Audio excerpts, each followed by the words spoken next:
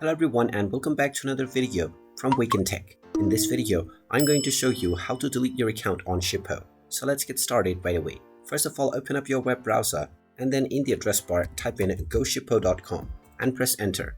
You will now be taken into the official Shippo website. Now click on the login button at the top right corner and then proceed with your email address and your password to log into your account. Once you have been logged in, you will be taken into your home page or the orders page. Now if you wish to delete your account, then click on the gear icon at the top right corner, which will open up the settings page. From this page, scroll down and then tap on plan.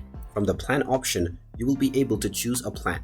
And within this page, you will also find the close account option. Just click on the close account button at the right side and you will be asked a reason for closing your account. Click on the drop down menu and then choose any reason that you wish. You can also share some additional details if you wish to do so.